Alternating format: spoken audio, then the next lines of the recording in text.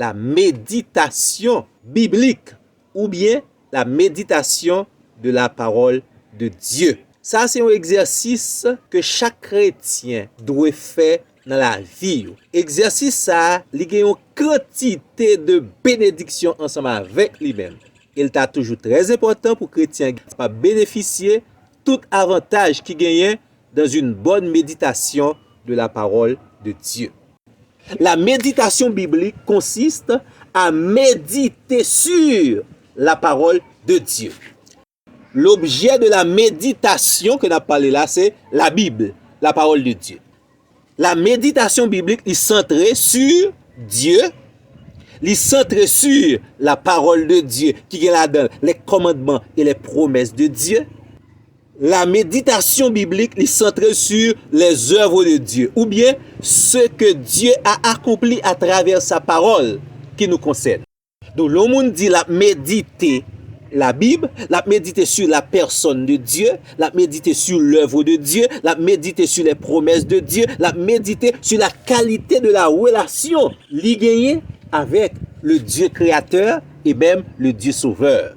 Méditer la parole de Dieu, c'est entrer en profondeur, c'est réfléchir et laisser Dieu parler à votre cœur et de mettre en pratique ce que Dieu vous a appris. Méditer parole, bon Dieu, c'est un exercice spirituel qui est très important ou décider attirer attention et tout ou même sur une portion d'écriture que cet esprit guidé ou canalisé parce qu'on commence la méditation de la parole de Dieu par la prière. Et pendant on fait lecture, on réfléchir, on poser question sur le passage là, ou l'ouvrir cœur dans l'esprit pour bon Dieu capable de parler à cœur et pour capable mettre en pratique ça bon Dieu enseigne. D'où la méditation de la parole de Dieu sont éléments essentiels et indispensables pour la croissance et l'équilibre de la vie chrétienne. Quitte toute qualité avantage qui gagne, l'on mette du temps à part pour capable méditer la parole de Dieu. Avantage de la méditation, il sortit surtout dans la parole de Dieu. Parce que lors de la méditation de la Bible, ou en contact direct et en profondeur avec la parole de Dieu.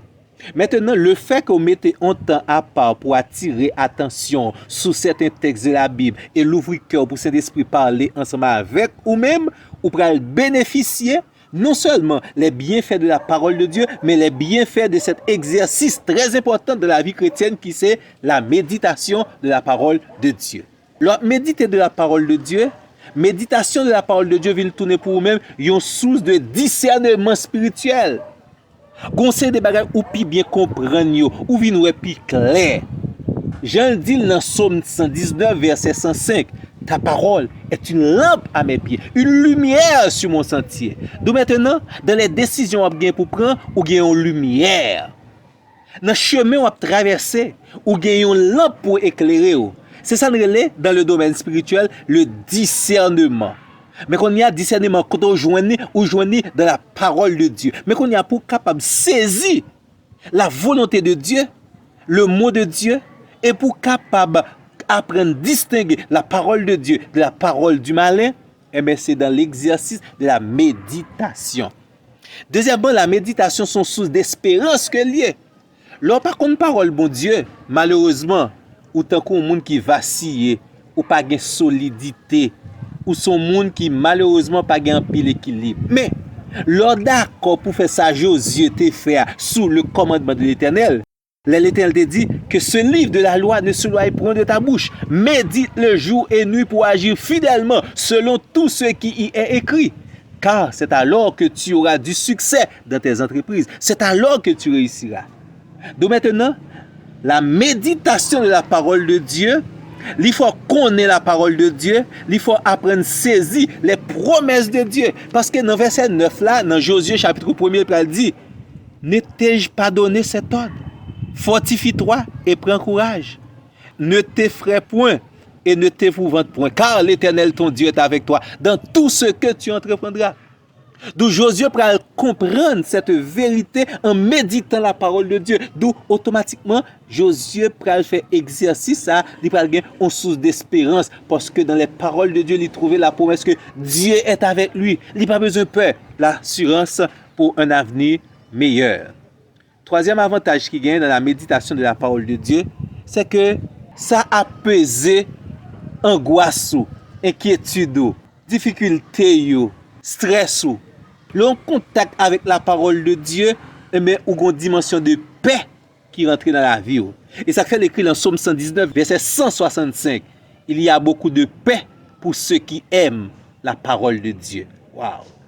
Il y a beaucoup de paix pour ceux qui aiment la parole de Dieu. Et reste verset a dit, et il ne leur arrive aucun malheur. De la méditation de la parole de Dieu apaise l'angoisse, les inquiétudes, le stress. Il y a un quatrième avantage. Méditer la parole bon Dieu, ça veut dire attirer attention son portion d'écriture. Bon Dieu parle à travers cette portion d'écriture ou mettez en application, ça transforme caractère, ça transforme manière de penser.